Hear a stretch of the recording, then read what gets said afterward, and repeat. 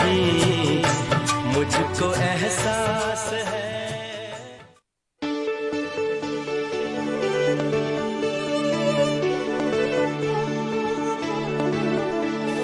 गाउँ शहर सारा गुन्जाउने यो हो रेडियो सान्वी 96.4।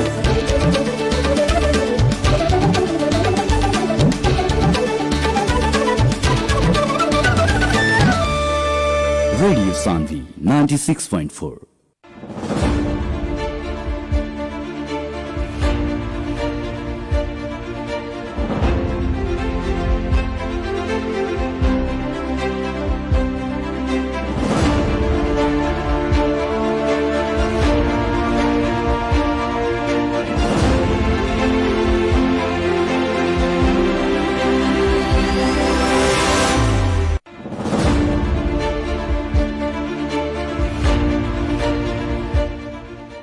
नमस्कार, हार्दिक स्वागत बा रेडियो सान्वी 96.4 मेगाहर्ट्ज के प्रस्तुति कार्यक्रम जन आवाज में।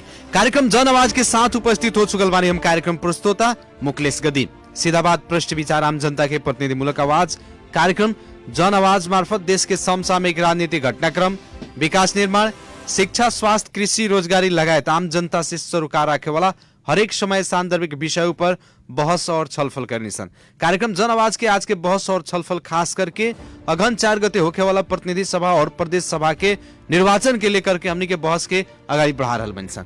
आज के जन आवाज के बहस और छलफल के खातिर हमनी के सहभागी करेले बानी सन बिंदवासनी गाउँपालिका के जनता समाजवादी पार्टी के गाउँपालिका इकाई कमेटी के अध्यक्ष रमेश तेली जी के।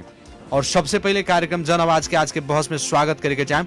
रमेश जी, स्वागत बा कार्यक्रम जन आवाज में। जी, अपना स्वागत बा। का हो रहल बाटे, कितना के तैयारी चल रहल बाटे आवेला मंगसिर 4 गते होखे वाला प्रतिनिधि सभा और प्रदेश सभा के निर्वाचन के लेके? अभी तो अपनी तैयारी में बानी सन। अब रह सभा गठबंधन के हिसाब से प्रतीक्षा में बानी से कि पार्टी निर्देशन देता ऊपर से गठबंधन करता कि या ना करता पार्टी, वही हिसाब से जे भी अपन नामावली भी पेश कर बानी सन। जी जी। प्रदेश प्रतिनिधि सभा प्रदेश सभा के सब के नामावली अपनी प्रश्न को कभी भेज बानी सन। और कहा ऊपर से मोर कैटेरिया पड़ता कौन हिसाब से गठबंधन होता या ना होता वो हिसाब से तैयारी में बानी सन। यानी कि धमाधम हरेक पार्टी सब जैसे अपन अपन क्षेत्र के प्रदेश सभा सदस्य के होके या प्रतिनिधि सभा सदस्य के जे भी आकांक्षी उम्मीदवार लोग बा, चाहे प्रत्यक्ष होके समानुपातिक होके हर कोई के नाम अपने लगन भी सिफारिश करके बैठा देले बानी और सब पार्टी के जैसे। जी जी, एकदम हमने पूरा बहुमत के हिसाब से पूर्ण बैठक करा के और हिसाब से बैठे बानी सर। जी, पार्टी के उम्मीदवार लोग के नाम सिलेक्शन में कितना के सकस महसूस भइल अपने लगन के? देखिए सर, सकस ना जे लायक बा ओकरा टिकट मिलिए जाई, ना मिले सवाल नहीं करे। सवाल की नाम में और कि दुआ में चाहे इच्छुक बा देवे के अपन नाम तो हम लिख सकते हैं। काटे का अधिकार नहीं, एक आदमी से लेके 5 आदमी तक सिफारिश करे का अधिकार हमने देला बा। जी जी। पार्टी लेकिन सीट एगो बा, सिफारिश 5-5 आदमी 6-6 आदमी 7-7 आदमी के करता नहीं लगन। नहीं, बढ़िया बात बा। काहे पार्टी जब निर्देशन देवे 5 आदमी सिफारिश कर 5 आदमी तले सिफारिश करके दे सके तक तो उतने तक देवे पड़ी हमनी के। तो हमनी के तो लगभग विधानसभा में प्रदेश नंबर क्षेत्र में 3 के ख में जैसे 2 गो सिफारिश मिल बाटे प्रत्यक्ष में। जी जी। समानुपाती में 4 गो बाटे। यानी कि पार्टी के जो निर्देशन बाटे वही अनुसार से अपने लगन फ्लॉप कर रहल बानी और सिफारिश करके भेजा रहल बा लोग कमेटी लोग क्षेत्रीय कमेटी। एकदम हमनी के निर्देशन हमनी के सिफारिश जिला में बैठाओगे, जिला प्रदेश में बैठाई, प्रदेश का मतलब केंद्र बैठाई, वही हिसाब से काम होई। जी, संगठन की बात कइल जाओ, का बा संगठन की अवस्था अपने लगन के खास करके पर्सा क्षेत्र नंबर 3 में? देखिए, क्षेत्र नंबर 3 में का बा संगठन जे अभी संगठन जो भी बताऊं ठीक ठाक बा, हमनी के मेहनत हो रहल बा। जी जी। का होता है जैसे कुछ हलचल बाटे एने से कुछ एने कुछ उन्हें के लोग उन्हें जाता एने के लोग एने जाता आवता वो हिसाब से होता है। अपने भी बड़ा सक्रिय बानी, पार्टी प्रवेश करा रहल बानी, पार्टी के हर एक गतिविधि में समावेश हो रहल बानी। जी जी, हमनी का काम है हमनी के पार्टी के सिपाही है सन। हमनी के देखे के पड़ल जो हमनी घर खाली ना होके सके, हमनी के बचा के रखे पड़ल, हमनी पार्टी के घाटा ना हो पड़ल, वही हिसाब से हमनी सक्रिय बानी सन। जी जी, सक्रिय रूप से लागल बानी। जी, पार्टी एक तरफ पार्टी प्रवेश कर रहल बानी, दूसर तरफ अपने के पार्टी से छोड़ के लोग जा रहल बाटे। जाए के तो वास्तविक चीज नहीं हो सर। अपन जगह इच्छा बा जाए के जा सकता, मुश्किल नहीं है। अब रह सवाल की जे हमने पार्टी प्रवेश कराए के तो हमने पार्टी प्रवेश करा पहले ही पार्टी प्रवेश करा बनी सन। जी, हमने के जन पहले के मेयर साहब रही वो पार्टी छोड़ के गई नहीं, और अब जाए के रहे उनका वहाँ का इच्छा रहे जाए के तो गई नहीं। अब रहा सवाल कि 5 गो हमनी के वार्ड अध्यक्ष लड़ रहे लोग, उप लड़ रहे लोग, उनमें से क्यों ना गई लोग। अब रहा सवाल सुशासन पार्टी के जिला अध्यक्ष मधुसूदन चौरसिया रहनी वहाँ के, तो वहाँ के गत चुनाव में मेयर में चुनाव लड़ रही, वहाँ के संगठन में जौन भी लोग रहे तो संगठन के हिसाब से पूरा लोग अपनी पार्टी प्रवेश करे नहीं जाए काठमांडू में। अब जैसे कि बात आ रहा बाटे कि पूर्व गांवपालिका अध्यक्ष के अपने भी बहुत बड़का विश्वास पात्र अपने कहना पार्टी प्रवेश करें। देखिए हमने के गौपालिका अध्यक्ष चाहे कि व्यक्ति के पार्टी हमने विश्वास पात्र ना है सन, पार्टी के सिपाही है सन, पार्टी के खतरा बानी सन, पार्टी के नीति निर्देशन चलम सन, वही हिसाब हमने व्यक्तिगत हिसाब से ना रहे सन। जी अब अवस्था का रही अपने लगन के? अभी हमने के अवस्था बहुत बेस्ट बाटे, बढ़िया बाटे, एकदम बढ़िया बा। पार्टी परिवर्तन के प्रभाव जनता समाजवादी ऊपर कितना पड़ल बा? पार्टी परिवर्तन के प्रभाव तो पड़बे करला सर, कुछ कुछ कुछ जाए तो कुछ अबे करिए। जैसे कि हमने के संगठन से लिया या जोड़ते बनी सन, अभी बहुत लोग पार्टी प्रवेश करेला बाटे अभी, जैसे कि गठबंधन के लेकर अभी कुछ लोग रुकल बाटे, ठीक बा। अभी एक चरण तो वो चली गठबंधन के कारण से अनियमितता बाटे अभी। हाँ अभी गठबंधन के कारण से अभी अनियमितता बाटे, उससे कुछ प्रतीक्षा में लोग बाटे लोग जी। अभी चली एक चरण चली, धमाधम चली, पार्टी प्रवेश कार्यक्रम चली। अपना लगन गठबंधन के पक्ष में ही बानी।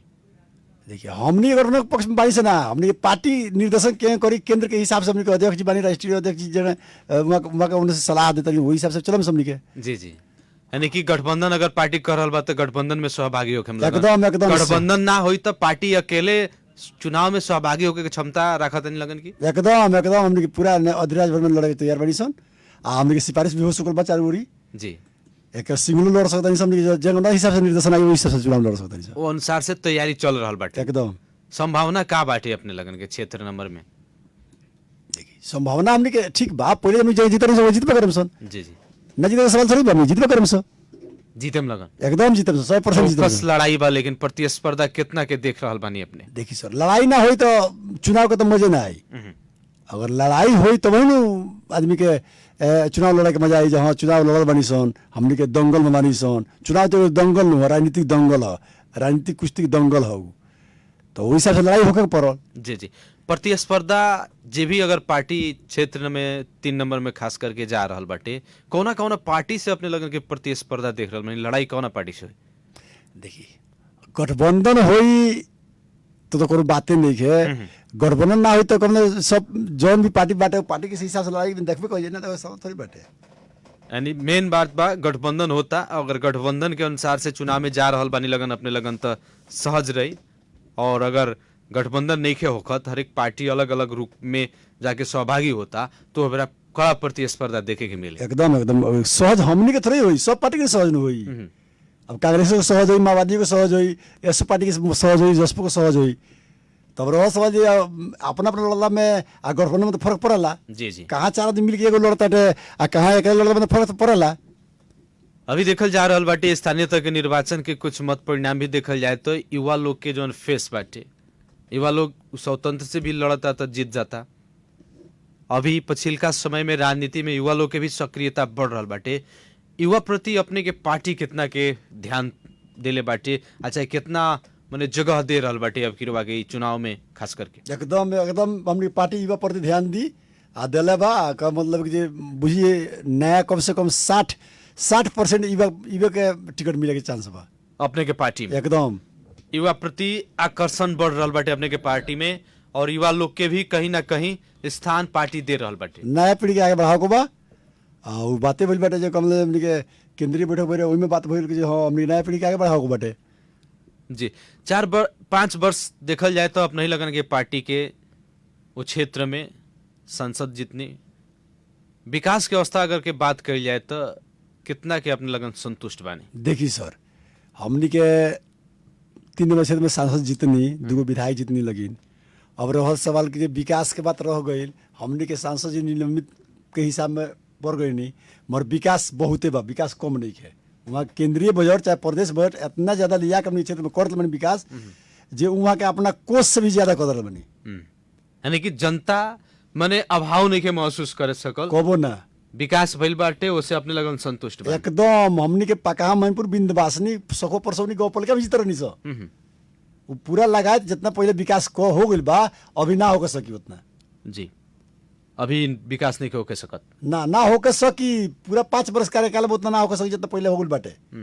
कारण का नया नया संरचना भइल, नया लोग आई रहे, विकास के प्रति जहाँ जहाँ गई लोग जी हरेक हिसाब से नाला रोड और शिक्षा क्षेत्र चाहे कृषि क्षेत्र में हरेक चीज में विकास भइल बाटे। अब जैसे कि अपने भी देखल जाए तो स्थानीय तह निर्वाचन में सहभागी भई रहनी, पराजय भोगे के पड़ल, कैसन आभास अपने के भइल? देखिए आभास ना भइल सर, का बात बा कि जो 10 आदमी चुनाव लड़ी तो 1 आदमी जीतबे करी, सब आदमी हारबे करी। जी तो उ तो प्रक्रिया नहीं हो सर, जीत हार के प्रक्रिया तो निर्वाचन। उससे कोनो दिक्कत नहीं है। हमनी के एगो का बात बा कि राजनीतिक स्थापना हो गई, हमनी चुनाव लड़बे कइनी सन, चुनाव लड़नी सन, जितना जनता विश्वास के लोग उतना वोट देबे कइलक। अब रह हार जीत प्रक्रिया हो कोई मतलब उसे आत्म ना होगे सर, हमनी के आत्म नहीं सर। जी संघर्ष और कहीं ना कहीं जनता में जौन अपने के एगो लगनशीलता रहे, जनता प्रति अपने के जौन समर्पण रहे, वो आज भी जारी बाटे। एकदम उ बरकरार बा, हमनी के हर एक लाइन से लागल बनी सर जनता के सेवा में। एकदम पहले भी लागल रहनी और अभी भी लागल बानी। हाँ लागल बनी सर। आवे वाला दिन में का रही? आवे दिन में लाग, अब देखिए हमने जब तले राजनीति के मतलब का राजनीति रुआ करता नहीं, तो राजनीतिक क्षेत्र के मतलब का भइल रुआ जनता में लगाही के पड़ी, हर एक दूसरे में लगाही के पड़ी, वही हिसाब से आने तो राजनीति ना करे हुई तो कोई मतलब ही नहीं है। जी रमेश जी, अपने से हम पूछे के चाहें कि राजनीति प्रति अपने आकर्षित कैसे हो गई, नहीं कहाँ से प्रेरणा पैनी राजनीति में आओगे, प्रवेश करेगी? देखिए सर का होला कि जे हमनी के एगो पहले गांव में रहनी इमाम करीम मियाँ जी उहाँ के का भइल कि जे उहाँ के संगे संगे एगो लड़का खड़िया घूमी सन, कहीं ना कहीं हमनी के ओबरा बरा में नेपाली कांग्रेस रहनी सन, जनवरा अजय जी फर्स्ट बेर चुनाव लड़नी वहाँ के नेपाली कांग्रेस से। जी ओबरा हमनी नेपाली कांग्रेस सब लोग रहनी सन, पूरा टीम नेपाली कांग्रेस रहनी सन। ओबरा का हो गए ओबरा ई सब मास दारू के सब बात ना रहे, बाजार ना रहे। ओबरा का मतलब साइकिल हाँक के हमनी के मानवा बाजार हमनी के फर्स्ट आम सभा रहे, ओबरा का हमनी के मानवा बाजार साइकिल से गइनी सन। उहे के इमाम करीम मियाँ जी चिवड़ा मीठा किननी, चिवड़ा मीठा हमनी खइनी सन, अंगौछी में लोग अपना खइलक सब सब रहनी सन। अब का भइल घूमते वहाँ के बीच में का भइल वहाँ के डेथ हो गई, कोनो बीमारी बस में। ओकर बाद में का भइल कि जे मोर हमर साथी रहलो, साथी से राय भइल, हमनी के 2-4 गो साथी रहलो, राय भइल जे हाँ राजनीति के एक आदमी कराओ के, तो हमनी के अपने समाज में से एक आदमी बढ़ाऊ नहीं सन। और समय परिस्थिति का होला ऐसे आइल जे हमनी के आगे आओ पड़ल नहीं सन। ये इतिहास अगर देखल जाए तो आज से ना बरू पहले से ही अपने राजनीति प्रति इंटरेस्टेड व्यक्ति बने। एकदम 54 साल से जी का सोचबा अपने के आगामी दिन के खातिर? देखिए सोच बा जो हमनी के जगह पुका ही करम सन, जगह पुका पड़ल नु जनता के जिताओ पड़ल नु, तब नहीं अभी तक कुछ कह सकता, कुछ सोच रखले बानी। जैसे रेडियो में हमनी के भाषण करी से हाँ यही करम सन, वो करम सन, सब कुछ करम सन, तो करम से कब जीते से तब करम सन। अपने कह रहल बनी कि पहले भी चुनाव में अपने प्रत्यक्ष रूप से कहीं ना कहीं सक्रिय भूमिका रहल बाटे, एज एगो पार्टी के सच्चा सिपाही बन के, पार्टी के कार्यकर्ता बन के जिताव के खातिर। वो बेरा के चुनाव में और अभी के चुनाव में कितना के फर्क बाटे, और ये फर्क पना आओ के कारण का?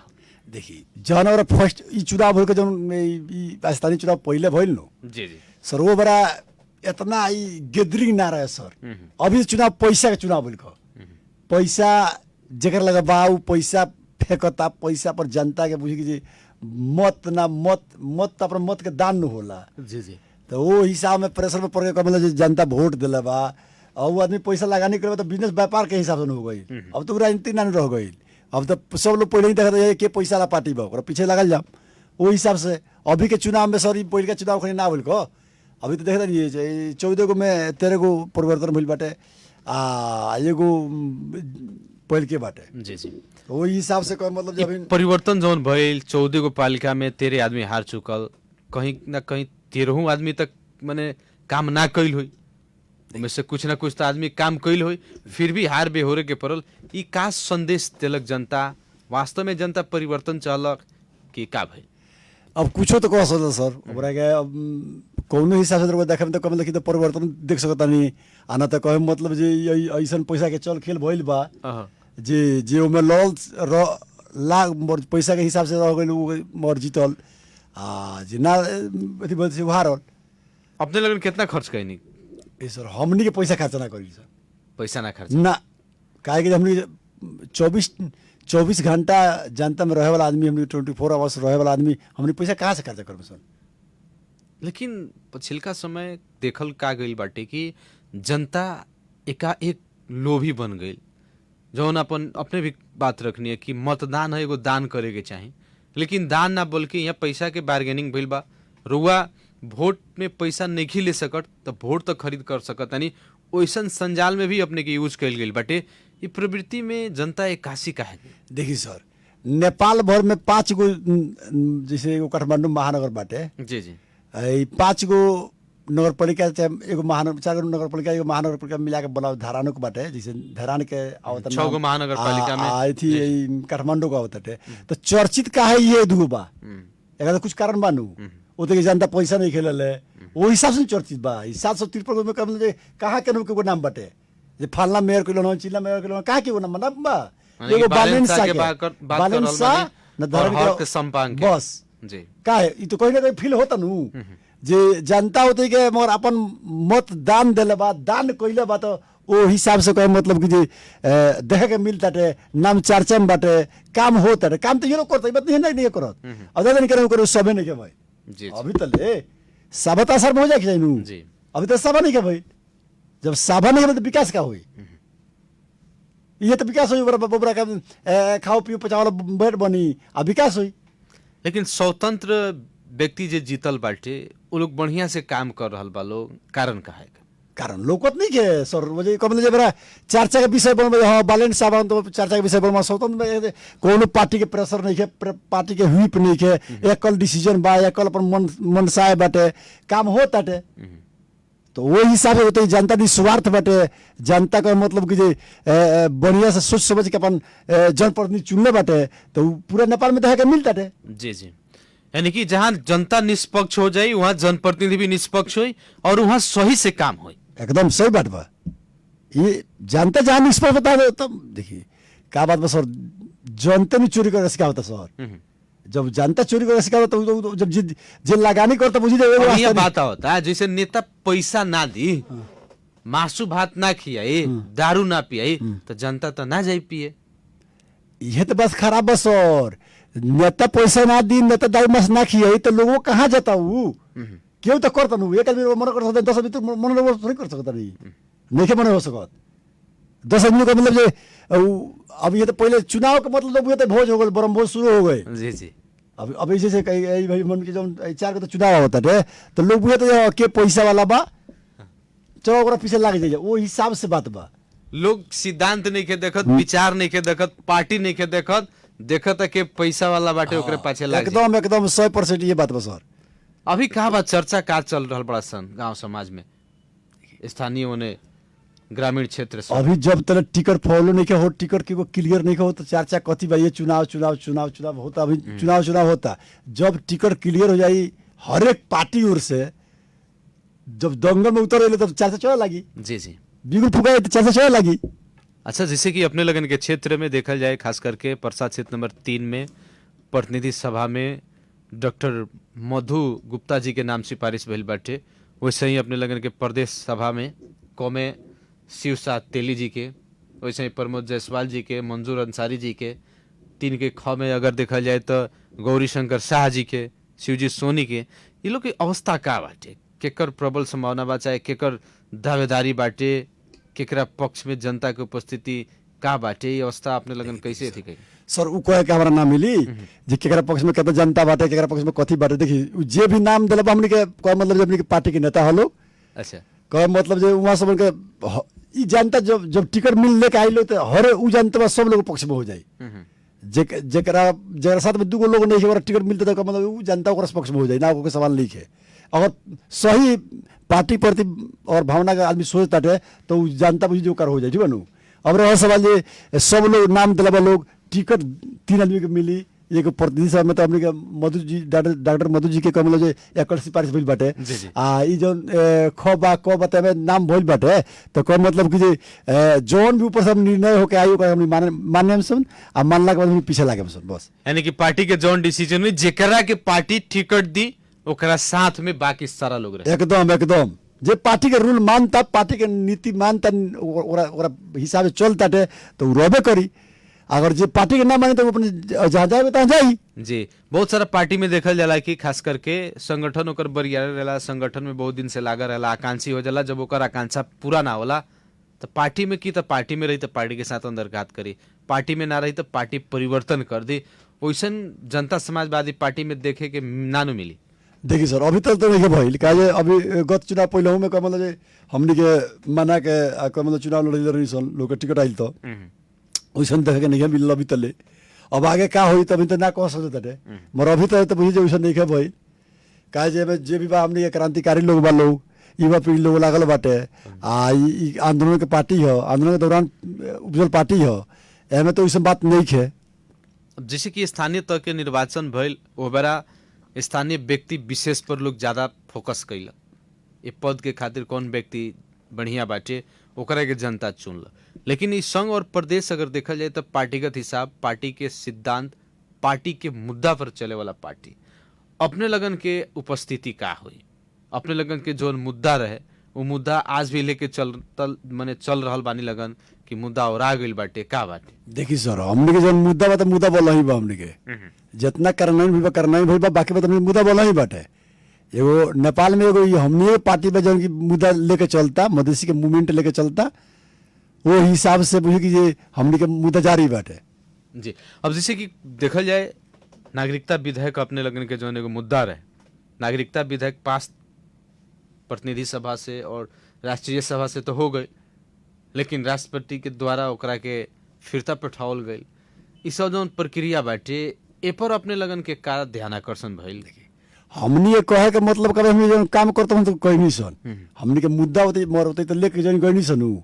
अब सोचे वाला बात जनता के बाटे, जे के काम करे इच्छुक हमने तो पावर नहीं है नू। जी जी, हमने के तो उतना बहुमत का पूर्ण सरकार में नहीं सनू। अब रह सवाल जो हमने जो काम रहे, हमने पार्टी के लोग नेता लोग गण लोग के तो हमने के काम लेके गई लोग, गईला के बाद में उन्हें से डिसीजन फिरता भइल।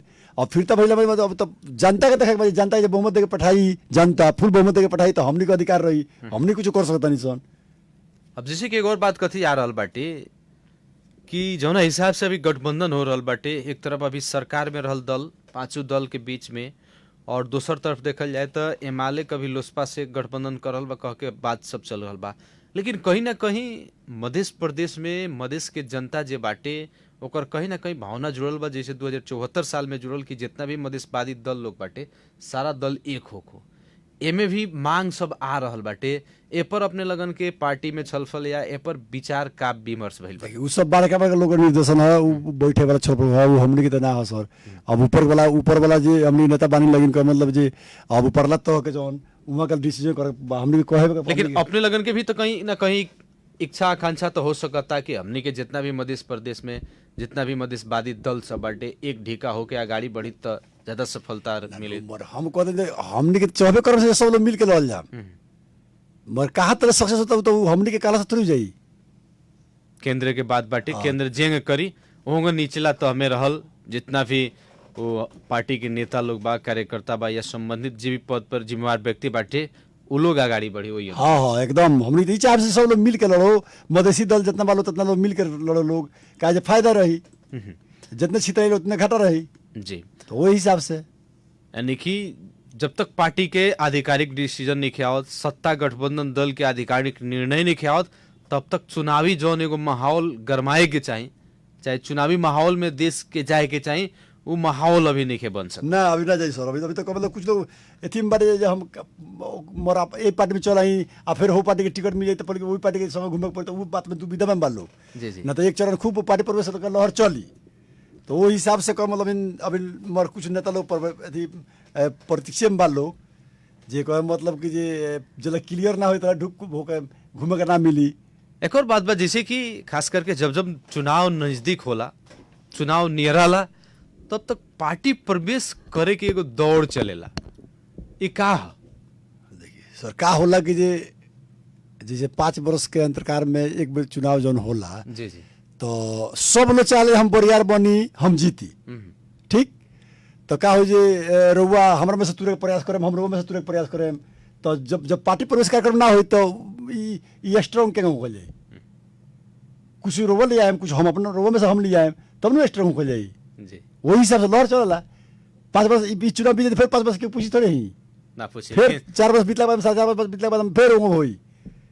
माने जब जब चुनाव नजदीक हुई तब तक की लहर मने पहले से भी चलल बाटे, आवेला दिन में भी चलते रहे। चलते रहे। स्थानीय में देखनी ना, स्थानीय में कितना लोग गइल। तो अब रस जब फिर संसदीय चुनाव आइल बाटे, प्रदेश चुनाव आइल बाटे, तो एमे तो लोग अगर अथी हो जे अपन अपन मोर सीट सुरक्षित रखे के लोग एने करबे करी। जी जी। अब जैसे की बात आ रहा बाटे सिद्धांत और विचार के भी, कुछ लोग विचार और सिद्धांत से भी जुड़ेला, लेकिन आजकल के नेता लोग में वो विचार और सिद्धांत बहुत कम देखे के मिल रहा बाटे। अपन स्वार्थ पूरा नहीं के होखत, जहां ना पार्टी में नहीं लोग रहत, जब तक स्वार्थ रहता तब तक वो पार्टी अच्छा रहता, स्वार्थ तौर नहीं के पूरा होगा तो पार्टी खराब हो जाता। ऐसा प्रवृत्ति तो ठीक ना भाई। सर वो व्यक्तिगत डिसीजन हो, पार्टी के डिसीजन ना हो।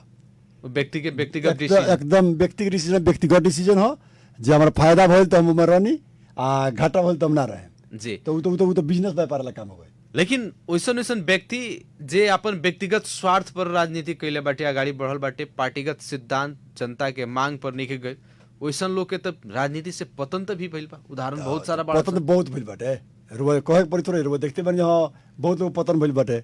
अब रुआ सब हिसाब किताब जनता को देवला नु। जी, समय आई तो जनता सब एकदम हिसाब करबे करे। एकदम। जी रमेश जी, हमने के भी कार्यक्रम में अंत में आ चुकल बानी सन, और खास करके अगन 4 गते जो निर्वाचन हो रहल बाटे, निर्वाचन के लेकर के अपने का कहे के चाहे आम जनता में? सबसे पहले तो हम आम जनता लोग सब लोग के नमस्कार करके चाहे, नमस्कार करतनी। और वह एफएम के भी हम बधाई देवे चाहे, रुआ के भी बधाई देवे चाहे। दूसर के बात ई कहम जो हमनी के जो लड़ाई अधूरा रह पूरा करा तो सब लोग के साथ सहयोग चाहिए, तो हमनी के आगे बढ़ सकम सन। हमनी के मधेसी के बहुत मांग अभी पूरा नहीं के भइल, आ रुआ लोग के आतुर नहीं के हो पड़ल, आ सब लोग मिल के एक हो के हमनी के एकताबद्ध को हमनी के आगे बढ़ाई लगिन, जो हमनी के केंद्र में सरकार बनो, आ तब ओकरा हिसाब से हमनी के मांग पूरा होई। अभी हमनी बहुत अल्पत्र मानी सन। जी। हमनी के जो अभी भी रुआ मध्य प्रदेश भी बनल बा, हमनी के पूरा अधिकार नहीं मिल सकल, हमनी के प्रशासन के अधिकार नहीं मिल सकल, यहाँ जो भी हमनी के अपन अधिकार चाहिए तो मिल नहीं सकल। तो वो हिसाब से हम जनता लोग से ये कहम रेडियो के माध्यम से जो वो लोग सचेत होके लगिन, और वो लोग अपन बुद्धिजीवी के अथी परिचय दी लगिन, आ कहे मतलब जो हमनी के अपन जसपा पार्टी जनता समाजवादी पार्टी के वोट दी लगिन, आ जिताई लगिन, जो हमनी के केंद्र में स्ट्रांग होगी सन। आ तब हमनी के जो विधेयक जो खारिज भी बताने हमनी के खुद अपने डिसीजन देवे मिले, हमनी के उतना करते करते सब लोग हम नमस्कार करके चाहे। जी धन्यवाद। आदरणीय जन समुदाय कार्यक्रम जन आवाज के आज के बहस और छलफल खास करके आवेला अगहन 4 गते जौन प्रदेश सभा और प्रतिनिधि सभा के निर्वाचन के खातिर मिति घोषणा कैल गई बाटे, और निर्वाचन के प्रक्रिया भी आगाड़ी बढ़ चुकल बाटे। आज से कोनो किस्म के कर्मचारी के सरुआ बढ़ुआ नियुक्ति या कोनो भी नया योजना सब के शुरुआत थालनी करे के नामे देखल जाए, देश निर्वाचन के तैयारी में जुड़ चुकल बाटे। निर्वाचन आयोग निर्वाचन निष्पक्ष ढंग से होखो, निर्वाचन में कोनो किस्म के त्रुटि ना होखो, हर एक ढंग से हर एक पहलू से लाग चुकल बाटे। दूसर तरफ हर एक दल अपन आंतरिक लड़ाई में, आंतरिक गृह कार्य में जुड़ चुकल बाटे, अपन हर एक सर्कुलर के सुचारू कर चुकल बाटे। जैसे भी चुनाव में अपना पक्ष में जनता के मत आओ, वो हिसाब से अपन कार्यकर्ता के निर्देशन दे रहल बाटे, नेता के लोग के निर्देशन दे रहल बा पार्टी सब, और वही अनुसार से हर पार्टी जनता में जा रहल बाटे। लेकिन गठबंधन के कारण कुछ अन्योलता बाटे। गठबंधन जब तक नहीं होखत, गठबंधन दल के आधिकारिक निर्णय नहीं आवत, तब तक जौना हिसाब से चुनाव में एगो सर्दगर्मी होके के चाहिए, चुनाव के एगो लहर उठे के चाहिए, वो हिसाब से अभी उठल नहीं के, अभी देखा भी नहीं देखल। लेकिन जे भी आकांक्षी उम्मीदवार लोग बाटे, जेकर नाम सिफारिश भइल बाटे, उ लोग अपन गणितीय हिसाब से, अपन रणनीति के हिसाब से आगाड़ी बढ़ रहल बाटे। पार्टी में कहीं ना कहीं अपन वजन पुगाव के खातिर, पार्टी में अपन सपोर्ट कराव के हिसाब से, प्रभाव अपन जमाव के खातिर संघर्ष कर रहल बाटे। एकत्रित जे भी कार्यकर्ता लोग बाटे वो लोग से कर रहल बाटे, और साथे साथ अपन संजाल, अपन नेटवर्किंग फैला रहल बाटे। और साथ ही साथ हमनी के अपने लगन से बार बार कहते आ रहल मेंशन कीजिए, निर्वाचन ही 5 साल पर आवेला, 5 साल पर अपने के एगो मौका मिलेला सही व्यक्ति छनौट करे के चेहरा बहुत रहेला, बहुत सारा आदमी उम्मीदवारी देवेला, हर एक पार्टी के उम्मीदवार लोग रहेला। अपने के देखे के पड़ल कौन पार्टी या पार्टी से आयल व्यक्ति अपने के पढ़ल लिखल बा कि ना, अपने के खातिर आवाज उठा सकता कि ना, अपने लोग के विकास, अपने के क्षेत्र के विकास, अपने के प्रदेश के विकास के खातिर ओकर भूमिका का हो सकता है। आवेला दिन में नीति निर्माण के जो तह बाटे वहाँ जाके अपने की आवाज उठाई कि ना उठाई, लगायत विभिन्न विषय पर मध्य नजर रखते हुए सही पार्टी के छनौट करे के पड़ल और सही पार्टी के सही व्यक्ति के उम्मीदवार के भी छनौट करे के पड़ल। हमने की कहे के चाहेम सन कार्यक्रम जन आवाज के आज के बहस और छलफल सुनी, एकरा ला अपने लोग के बहुत बहुत धन्यवाद देव के चाहेम। विशेष धन्यवाद प्राविधिक मित्र अनूप यादव जी के देते हुए कार्यक्रम जन आवाज के आज के बहस और छलफल से हम कार्यक्रम प्रस्तोता मुखलेश गदी आज के खातिर विदा चाहत बानी। प्रणाम।